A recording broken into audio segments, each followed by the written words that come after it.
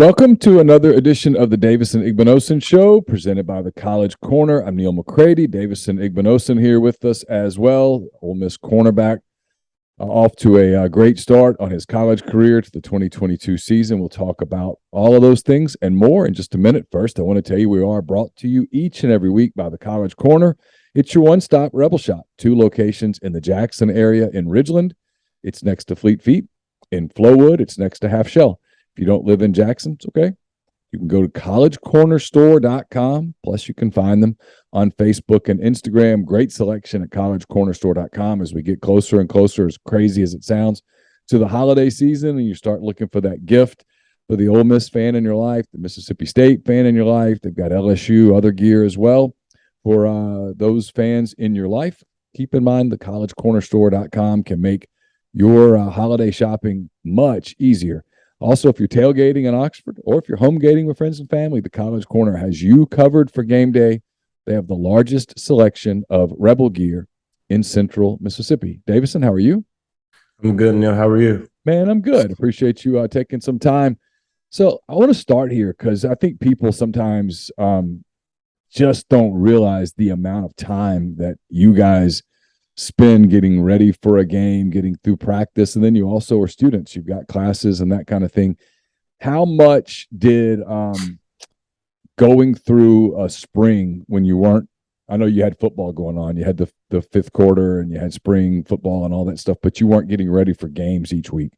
How much did it help to have the academic schedule, a semester to get used to a college academic schedule to get you ready for this fall when you're really super busy? I would say like coming in spring, it definitely helped me getting used to it. But like the season is a completely different ball game. Like the time and hours being put in during the season is unlike any other. So take me through, like, and I know, because I know our listeners, our viewers would be fascinated with this. What's kind of a typical Monday for you, a typical Tuesday for you with your class schedule and practice and weights and meetings and all of those things? So Tuesday is probably, I want to say, the hardest day. Like that's definitely the hardest practice. So we come in, I get to the facility at 6, get a little treatment, and then 7 o'clock we have our meetings, and then that lasts for about, I want to say, an hour, and then we have special teams, and then after special teams we get on the practice field, and I want to say we practice for like maybe an hour 32 minutes, and then right after we have to go to class. So you go to class at what, like 2 o'clock in the afternoon, and you're taking, what are you taking, 15 semester hours or 12 semester hours this time? I'm taking 15 right now, actually 16. You've got 5 classes in a lab. So all your classes are afternoon, or any of your classes virtual, or what's this? Yeah, okay. I believe 4 of my classes are virtual. So you're having to manage a lot of that on your own time. How I guess, when are you kind of learning time management as you go, or is that something you've always been pretty good at? I mean, I want to say I've always been pretty good at time management, but like coming to college is completely different than anything I've ever done. So like, I feel like me coming in the spring, it helped my time management skills. You talk about football, and obviously you played high-level high school football and that kind of thing, but the adjustment to the more meetings and the attention to detail and all of that, is it, I know you're a veteran now. You've played a couple of games. You get ready for your first road trip, but is it still something that you have to like almost brace for each day? Because it's so much more football, right? It's so much more, for lack of a better word, professional at this level, at the Power 5 level. Is it, you still kind of adjusting to that schedule? I mean, not anymore. I feel like I'm not adjusting anymore. Like now I'm used to it, but like at first it was a big time adjustment. Like it's a full-time job. You guys off to a 2-0 start. I know it was Central Arkansas. It was even your coach, Lane Kiffin, referred to it as an exhibition game in a way, kind of an NFL-style exhibition game where you're just getting some stuff done.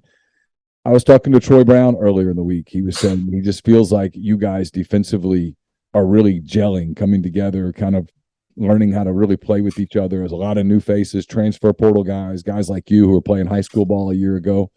Do you agree with that? That you guys are kind of figuring it out how to play with one another? Yeah, I would definitely say that I would agree. But like me, I play corner, so like I'm usually on the island by myself for half the game. So like I really can't comment too much on that. You also played. We talked about this last week a little bit, but you've played in the slot a little bit. I saw them kind of moving you around. I know that's something you enjoy. You just like being on the field. You like being comfortable. Are those positions completely different in terms of terminology and assignment and what you have to do, or is it pretty much the same thing? Pretty much the same thing. Okay. What do you get out of? I know for you it's all new, so you get something out of everything. But a 59-3 game where game's kind of over pretty quick. Is it hard to stay kind of locked in and super focused on a game like that when it's 28-0 at the end of a quarter? And I mean, realistically, there's not a scenario in which you lose. Is that difficult to keep that discipline going? No, not at all. I would say like the standard is the standard. So like we going into the game plan Central Arkansas, we treated Central Arkansas as the same way we're going to treat Tech. So you mentioned Tech. You guys head to Georgia Tech on Saturday. It's a 3:30 Eastern game, 2:30 Central, Bobby Dodd Stadium there in Atlanta. Your first road trip as a college football player, first of many, I suspect. What are your thoughts about traveling? Do you like traveling? Who was it? One of your teammates, I guess it was. I'm trying to think who it was. It wasn't Corey Coleman. It was Jared Ivey earlier in the week was saying some of the guys on the team don't like flying. It led to me and Troy Brown talking about phobias. His phobia is clowns. Do you have a phobia? Is there anything you're just terrified of? I would say I have a phobia of elevators. Really? What is it about elevators you don't like? So, every time I'm in the elevator, I feel like I'm going to get stuck for some reason. Is it because a lot of people are crowded in? Are you the type to get a little claustrophobic? Not really. I don't think it's that. I think it's just like me being trapped in the elevator. You scared of snakes, spiders? Nah. Really? Yeah, I'm so scared of snakes, man. I don't know. I mean, just like a little grass snake in here, and I'm climbing up on top of stuff. All right. So, what about the road trip? You guys hitting the road? Do you enjoy going on the road when you were in high school? Did you like going on the road to rivals' fields and playing? Or I didn't mind it at all in high school. I mean, high school like it's not as big as college football. I feel like the farthest we went probably was like 30 minutes in high school. So what about this trip? Are you excited about it? I mean, this is a totally different deal. You've been playing on quote national TV, but this is your first game on national TV. This is ABC 2:30, the whole country. Everybody gets ABC, right? I mean, so everybody gets CBS, that kind of thing. This is the first game where you're on the super big stage in terms of television. All your friends and family back home, it won't be hard for them to find the game. So they're all going to be watching you. I guess kind of your thoughts about all of that, getting on the plane, flying to Atlanta, playing against an ACC team in your first road trip. I definitely going to say I'm very excited. Like this is one of the reasons I came to Ole Miss to begin with. Like I want to play big time football games on a national stage. So like I'm just excited to dream come true. Are you a guy that sleeps? I know we talked about the first game because you were super nervous. It was your first game and stuff. But now that you've played a few games, do you get super nervous the night before games? What's kind of your night before game routine? You're going to get to Atlanta. You're going to play the game at 3:30 in the afternoon the next day. That evening when you'll have team stuff, you'll have meals and you'll have meetings and all that stuff. But when they give you the free time, are you a guy that just immediately falls asleep, or do you lay there in the bed and toss and turn all night? I would say like the first game, Troy, like I didn't get any sleep because obviously it was my first college football game, but I feel like Central Arkansas, I definitely got some sleep. Like, I mean, like, of course I'm always going to be like, have nerves, but like, I feel like soon as the game starts, it goes away. Not asking you to give away game plan here, but on film, when you watch Georgia Tech, I know Jeff Sims, the quarterback's an athletic guy, made some plays against Clemson, a lot of underneath stuff. They didn't go with a lot of deep balls and that kind of thing. But when you look at Georgia Tech on film, what do you see? Pretty good offense. Quarterback's fast, has a strong arm, big receivers outside. We're a really good football team. Are you kind of eager, Davison, for you guys as a team to get tested a little bit? I mean, you've played Troy, Sunbelt team that's first-year coach, rebuilding a little bit. Central Arkansas is an FCS team. Obviously, they don't have the caliber of athletes to compete with you guys. Now you're playing against an ACC team, and you're getting ready to, start playing. You're not too far away from SEC play. When the calendar turns to October, Kentucky's going to be right there. You kind of eager to see what you guys have? I'm very eager to see. Like it is our first test, I would say, but like I'm very eager to see like our team. What do you expect to see? What kind of how good do you guys think you are right now? I know that you guys think you're going to be really good by the end of the season, but sort of how do you grade yourself through 2 games? I just want to speak on our defense. Like our defense, like I would say that we're a good defense, but like there's tons of improvement that needs to get done. So I would say like I really couldn't say like Georgia Tech is going to be our first true test. You're in practice every day against Jackson Dart, against Luke Altmaier. You've probably practiced against those guys so much now that you know what's coming. But fans, a lot of talk about the quarterback position, about that deal going into a 3rd game where Lane Kiffin hasn't named a quote starting quarterback. What's the difference as a defender? How do you sort of evaluate Luke Altmaier, Jackson Dart? How are they different from a defensive back standpoint? If I'm being honest, I really couldn't tell you. Like my mindset just seeing both of them is I just try to pick them off. Like honestly. Does one throw a different ball than the other? Are they pretty similar? Because I look at them from the press box, I don't see just tons of differences in their game. I couldn't tell you that honestly. I'm not sure. Inside the team, is that a topic of conversation who the quarterback is, or do you guys as a team sort of believe in both of them and just you're going to battle and you're taking them both? I mean, at first, of course, it was like during the spring when he first got here, Dart, when Dart first got here, but I feel like now like it's kind of old news. So it's not something inside the team that people talk about. You guys are just getting ready to play. Yeah. Did you pay attention? Go ahead. I'm sorry. Like on the offense, I don't know because I'm on defense. So like I feel like on like offense and defense is completely separated. Who's the hardest receiver on that team to cover? Mingo. He's what about him? Mingo's skill. Like he does all the basics right. Like he doesn't have like all the spotlight on him right now, but like he does everything well. Like he's skilled. Like he has like I think he's the best receiver on our team. He had a couple of crazy catches against Central Arkansas. Did you get a chance to see those sitting on the bench? Were you watching like the Jumbotron or whatever? Yeah, I saw them. I mean, who was it that said, maybe it was JJ Henry, I think, said that he felt his body shake when on one of those. When you're watching those and it's one of your teammates, I know as a defensive guy, you're not cheering for wide receivers very much, but when it's one of your teammates making that catch, what kind of goes through your mind? I've seen it before. Honestly, like I played against him an entire summer, spring. I've seen it before. Like I'm just glad that the entire country gets a chance to see it.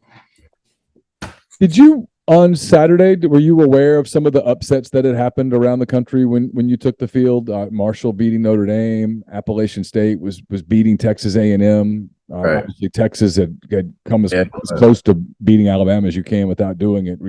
Did any of those games were you thinking about them at all? Did you have any thoughts on them? Not during the game, of course, but I know like A&M lost to who did they lose to? Appalachian State. Appalachian State, but like so like that's just going back to how you have to treat every team as if they're Alabama or something like that. You feel me? Oh, absolutely. Yeah. I mean, you look around and you see the upsets. I mean, the one that sticks out was, Marshall going into Notre Right, Dame on and Notre Dame. winning that game. Was a huge accomplishment for them. It's, I guess, last kind of thing. What your family? I know your brother's at Rutgers. I don't know who Rutgers plays this weekend. Anybody coming down to Atlanta to see you, or how much have you talked to him much this week about just their season, your season? I actually haven't gotten a chance to talk to my brother this week, Yeah, but my family's not coming to Atlanta. I think that they're just gonna watch it on ABC, like you were saying. yeah. It's easy to see. It's one of the cool things about playing, like you said. One of the cool things about playing for an SEC team is every game is available on television and all of that stuff. And everybody's streaming now. Do you stream, or do you have do you have satellite? Your generation, you guys don't even hardly watch television. You have phones and stuff. You stream everything. Yeah. You watch. Do you have what are your? Let's go here. Have a little fun with get to know Davison a little bit. What do you when you have some free time, when you have a little downtime to unwind a little, and you need to get away from football? Is there anything you stream on Netflix or Hulu or HBO Max or any of that stuff? On Netflix, I watch Grey's Anatomy, if you know what that is. Yeah. What is it about Grey's Anatomy that you like so much? It's like my comfort show. Like I just like it a lot, I guess. Yeah, no, that's cool. I never really got into that one. I still watch The Office over and over and over and over. I don't know why. It'll show up on TV and I end up watching it myself. You've seen this episode 22 times and I'm just watching it again. Now we're watching Alone on Netflix. Have you seen that? Haven't seen it. So they take these people and they drop them off. This time it's in British Columbia, and they have like 4, 5, 6 tools, and they're by themselves, and they have to completely fend for themselves. They have to build shelter for themselves. They've got to go catch food for themselves, whether it's like kill a rabbit or catch a fish or find mushrooms or berries. Wow. It's insane. That's interesting. It's nuts. Like I can't imagine. What's that? Said it's called Alone. Alone, yeah. And the people are just, it's wild. And like right now, they're where we are streaming. They're near the end, and it's like 4 degrees below zero, and they're all freezing, and everybody's lost a ton of weight, and it's crazy. It's nuts. For some reason, I really like that show. I guess a lot of people have pushed back and said they like it too. Is there a cash prize at the end? Yeah, I should have mentioned that. The winner, like whoever you had to be the last person. The winner gets $500,000, $500,000. $500,000. Yeah, that's not worth it. You need to up that. That's what I've thought too. I'm like, man, some of these people are just suffering, and I'm like, at some point, you just got to pick up the phone and go, it's not worth it. I want to go home. And some people do. They just, they get hurt or they get so sick or whatever, they just go home. Yeah. Hey, appreciate the time. Best of luck to you at Georgia Tech. Hope the trip goes well. Hope the game goes well. And we'll look forward to talking to you again next week as we turn the page. Ole Miss getting closer and closer to SEC play. One final non-league game against Tulsa next Saturday in Oxford. And then it's Kentucky, Vanderbilt, Auburn, LSU, Texas A&M, Alabama, boom, boom, boom, all those SEC games, which is what Davison's probably been dreaming about for a long time. So we'll get to talk about that soon. Don't forget, this show brought to you every week by the College Corner, your one-stop Rebel Shop, 2 locations in the Jackson area, in Ridgeland, one in Flowood as well. Go to collegecornerstore.com. Plus, you can find them on Facebook and Instagram. For Davison Igbinosun, I'm Neil McCready. That does it for this edition of the Davison Igbinosun Show. Until next time, take care.